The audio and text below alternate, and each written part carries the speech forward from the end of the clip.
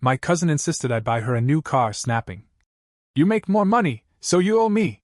When I refused, she keyed my brand new car and laughed. "Now we're even." I pulled up my security camera footage, filed a lawsuit, and smiled. "Funny, because now you'll be paying for mine too." Her smug expression instantly vanished. This is still ongoing, but I need to get it out somewhere because I'm furious, and still kind of shocked this even happened. If anyone's dealt with a delusional family member who thinks they're owed something just because you have a stable job, this one's for you.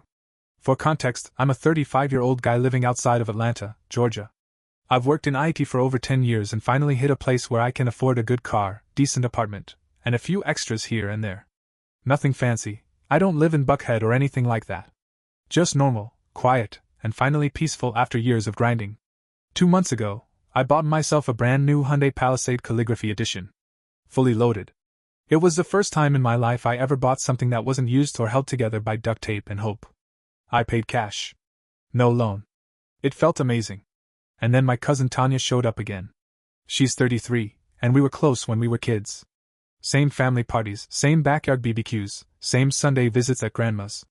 But as adults, we couldn't be more different. Tanya never really got it together.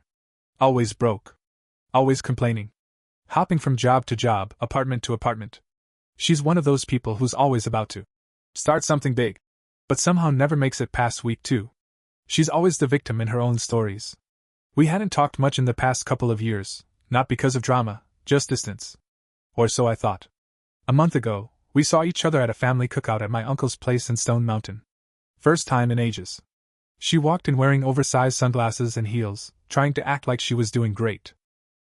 First thing she did after saying hi was walk around my new SUV and go, "Oh, so this is yours? Must be nice." That was the moment I knew trouble was coming. The following week, she texted me out of nowhere. "Hey cuz. I need a huge favor. Can I come by tomorrow?" I replied. "Depends on what it is." She ignored that and showed up anyway. I was home working when she knocked, holding an iced coffee like she owned the place.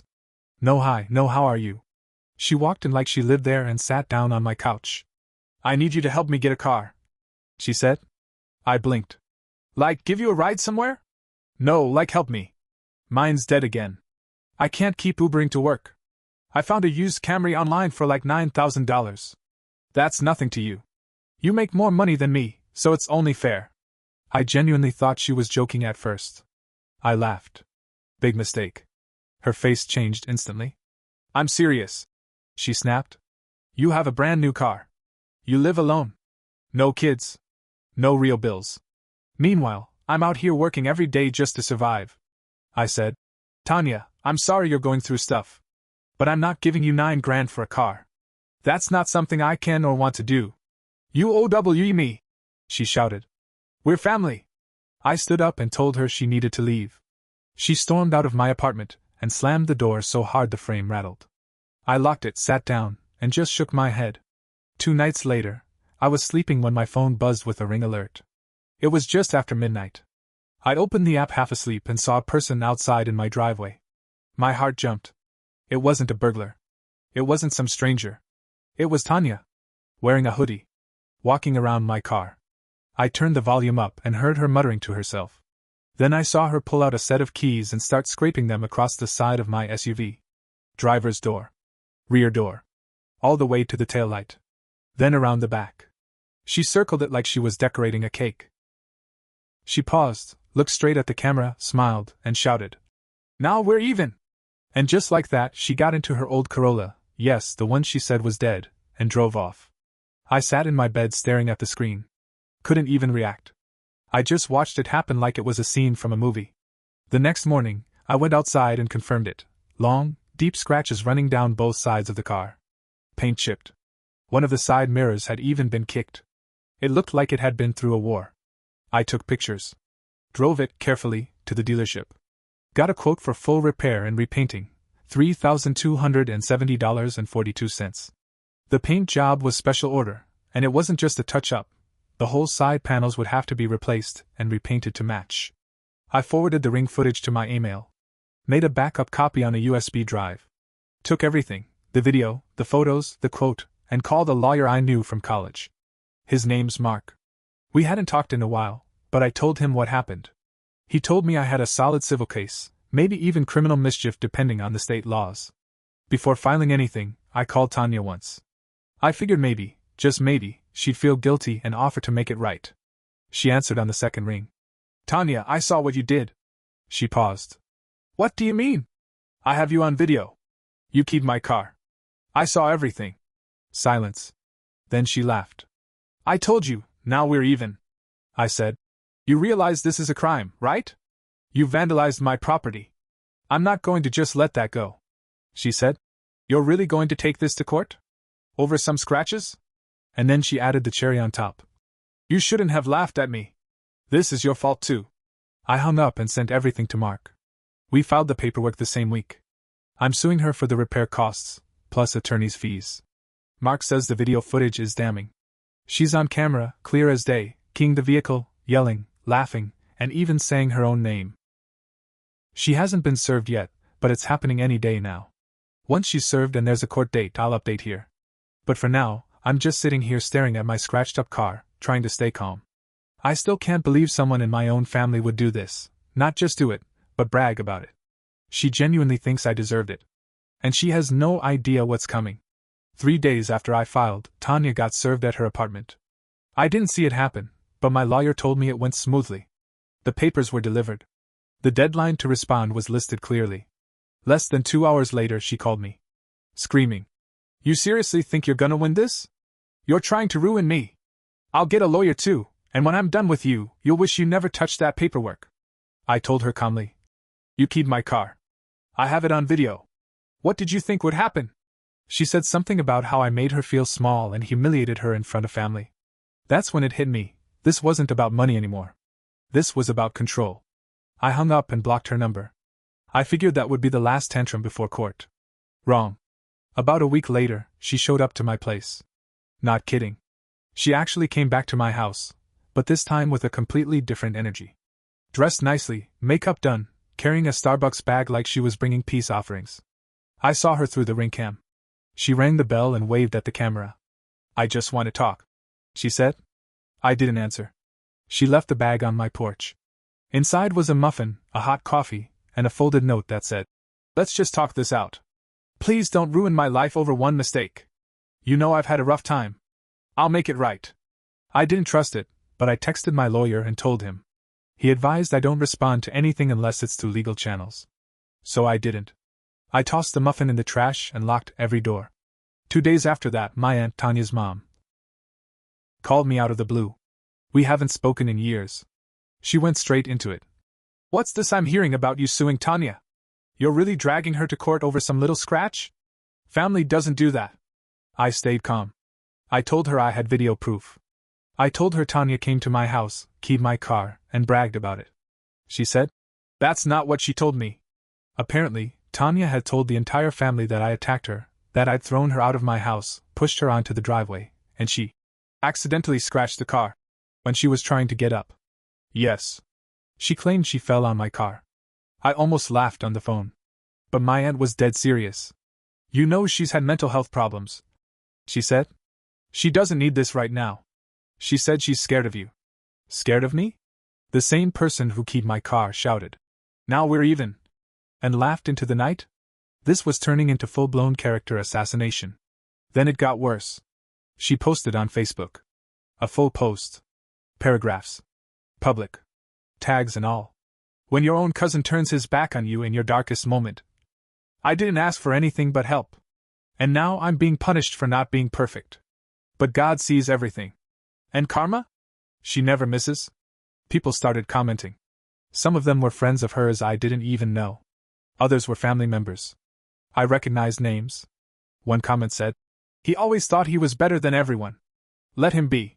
Another, You're strong, girl. Don't let them break you. Meanwhile, I'm sitting there with video proof of her vandalizing my car like she's auditioning for a reality show, and she's out here making herself the victim of the year. I almost replied. I typed out paragraphs. Deleted them. Instead, I printed screenshots. All of it. For court. Here's the twist I didn't see coming. She filed a temporary restraining order against me. Yeah. She told the court that she feared for her safety. That I had become increasingly aggressive. That she believed I would retaliate physically for her accidental damage. She told the judge that I had a history of emotional instability. I don't. That I owned a weapon. I don't. That she needed legal protection. The court granted a temporary order until the hearing. Now I couldn't go near her, which I didn't want to do anyway, but also couldn't speak to her about the lawsuit without going through my lawyer. It added delays.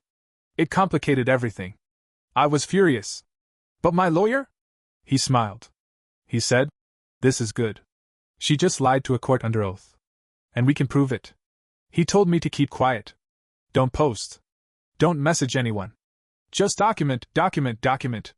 So that's what I'm doing now. Tanya is telling everyone I'm a psycho cousin trying to destroy her life. The restraining order hearing is in 2 weeks. The lawsuit for property damage is moving forward. We're submitting the ring footage, photos, repair bills, text logs, and now her Facebook meltdown.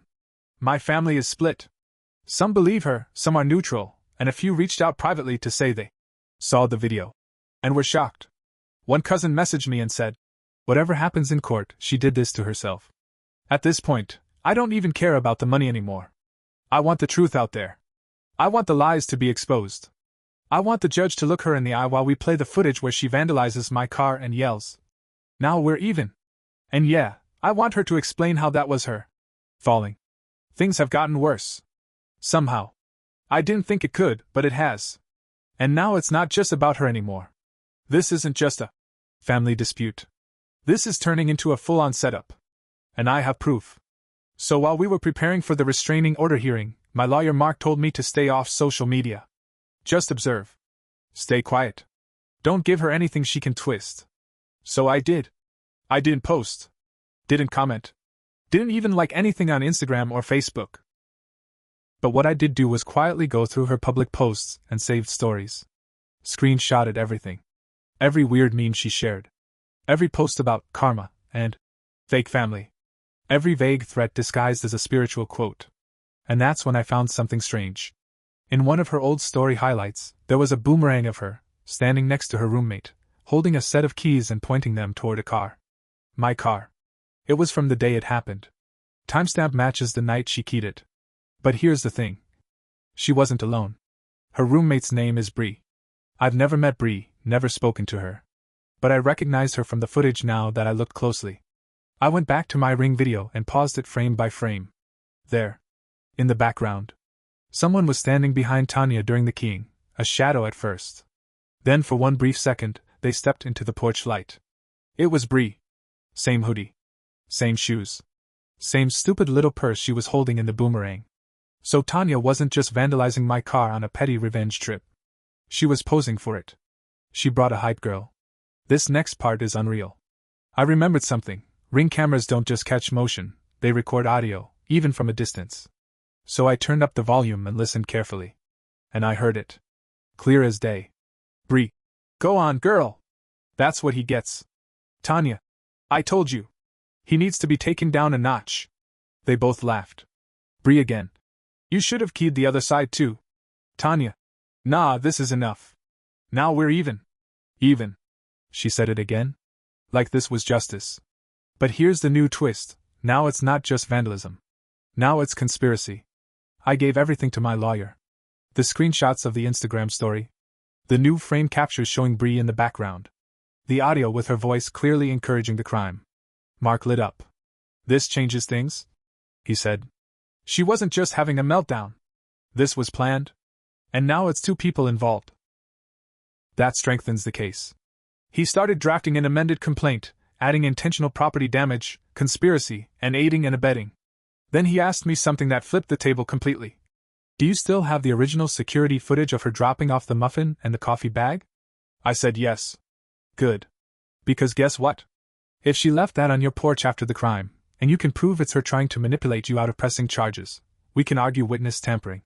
Oh, and guess who's not on the lease? In the middle of all this, I got a call from a guy named Jamal. He's Tanya's ex. He reached out through a cousin, said he needed to clear his conscience. I was suspicious but let him talk. Turns out Bree's apartment, the one Tanya's staying at, isn't even legally hers. She's not on the lease. She got kicked out of her last place for ongoing issues with neighbors and destruction of property. She couch hopped for a while, then Bree let her move in unofficially. This matters. Because now Tanya is pretending she's the one under threat from me, but legally speaking, she's a squatter in someone else's apartment. And it gets better. Jamal told me Tanya once faked a stalking report against another ex, just so she could stay in his place longer during their breakup. She claimed she feared for her life. So the landlord wouldn't evict her right away. And now she's trying to do the same thing to me, but flipped. Let's sum this mess up. Tanya keyed my new SUV, and I caught it all on ring cam. She laughed and said, "Now we're even." When I filed a lawsuit, she lied and said I pushed her. She made herself the victim to our family and posted online like she was suffering. Then she filed a restraining order, full of lies. But the ring cam caught her roommate encouraging the crime. I now have video and audio of both of them clearly planning it. My lawyer's adding conspiracy and witness tampering. Her living situation is illegal, and her past shows this isn't her first time playing dirty. The restraining order hearing is coming up next week. The civil lawsuit is scheduled for pretrial 2 weeks after that. At this point, it's not about revenge anymore. It's about exposing everything. She tried to destroy my car. My reputation. Now she's lying to a court, hiding behind fake apologies, and dragging innocent family members into it. But the truth is stacked up in time-stamped footage, audio files, court filings, and now a second person who's going to get dragged in with her. Alright. This is it. The end. I'm still processing everything that happened, but I'll do my best to lay it out straight. What started as some petty jealousy ended up blowing my family apart. And even though I came out legally winning, it doesn't feel like a victory. Not really. Let's start with the hearing. The courtroom wasn't crowded. Just me, my lawyer Mark, Tanya, her court-appointed lawyer, yep, she didn't even end up hiring one, and 2 random people in the back. She looked calm. Like she thought this was just a formality. But the moment we sat down, Mark handed over a printed packet to the judge. Inside, time-stamped screenshots, the ring video stills, audio transcript, social media posts, and the original footage of her dropping off the coffee bag and muffin. The judge went quiet. He flipped through each page. Tanya kept glancing at her lawyer, whispering something. Her calm started to crack. Then the judge said, "Ms. Townsend, this appears to show you deliberately damaging your cousin's vehicle while laughing and speaking on camera. Would you like to explain this before I make a decision?" She froze. Her lawyer stood up and said, "Your Honor, I think there may be some confusion." The judge cut him off. "There's no confusion. I'm watching her vandalize his property while saying, 'Now we're even.' This isn't self-defense. This isn't accidental. This is targeted and premeditated." Tanya turned red. Then pale. Then red again. You could see the panic building behind her fake calm. She blurted out, "It was just a joke. I wasn't trying to hurt anyone. He laughed at me first." Her voice cracked. The whole room shifted. Like the weight of everything she'd done hit her all at once. The judge looked at her like she was insane. "So your defense is retaliation over being laughed at?" Tanya didn't answer. The restraining order was denied immediately, and the judge gave her a warning about making false claims. He even said, "You're lucky this wasn't pursued as a criminal charge." Yet. 2 weeks later, we were back in court. Different judge. Same people. This time Bree, her roommate, was also subpoenaed to appear. She looked terrified. She didn't even speak unless directly asked. Mark replayed the video in front of everyone, this time, with full audio. Tanya and Bree both clearly heard laughing, planning, and bragging. When asked why she was present, Bree muttered, "I didn't know she was gonna do all that." But then we played the part where Bree said, "You should have keyed the other side too." The courtroom went dead silent. Tanya turned to Bree and whispered, "You said you weren't gonna say anything." The judge caught it and asked her to repeat it out loud. Tanya refused. Her lawyer asked for a recess. It was denied. The judge ruled almost immediately. Tanya was 100% liable for the damage. Bree was named as an accessory in aiding and abetting vandalism. Tanya was ordered to pay $3,270.42 in damages. She was also ordered to pay $1,800 in legal fees. And she was warned that if she attempted any retaliation, further criminal charges could be filed. As soon as court ended, Tanya stood up and screamed, literally screamed, "You ruined my life!" I didn't say anything. I just walked out with my lawyer. She had one last thing to say though, shouted behind me. "You think you're better than everyone. But you're nothing!" The bailiff stepped in. Told her to calm down. I left. I haven't spoken to her since. The story blew up in the family group chats. The cousin who once messaged me, "Stay strong," ended up leaking the court documents to the rest of the family. The aunt who once scolded me for suing family tried to backtrack. If I had known what she actually did. Too late. Some family members apologized. Some ghosted me. Some still think I should've let it go. Let what go? Being framed? Sued? Lied about in public? No. The craziest part? 3 days after the court ruling, Tanya texted me. I just wanted you to feel what I felt. Alone. Humiliated. Left behind. It wasn't an apology. It was an admission. That was her goal. To make me pay for being successful, for having peace when she didn't. She tried to pull me into her storm. And when I refused, she set fire to everything. Tanya lost her job shortly after. Someone at work found her Facebook rant and the court docs. Bree kicked her out of the apartment when her name got dragged into the lawsuit. As far as I know, Tanya's now staying with an old high school friend in Duluth. She's posting cryptic quotes again. Sometimes people have to lose you to learn your worth. That kind of thing. No public apology. No admission. Just passive-aggressive pity parties online. My car is fixed. I kept the old scratched panel in storage, weirdly. A reminder, I guess. I've cut ties with half of my extended family. Some quietly supported me. Most didn't. And you know what? That's okay. I learned something in all this. Not everyone whose family is good family. Some people will see your peace and feel it as an insult. Your success becomes their mirror. And when they don't like what they see, they'll try to shatter it. Let them try. Because the truth doesn't flinch. Am I angry? Yes. Do I regret it? No. Do I feel free? Honestly, yeah. She wanted revenge. I just wanted peace. I got mine.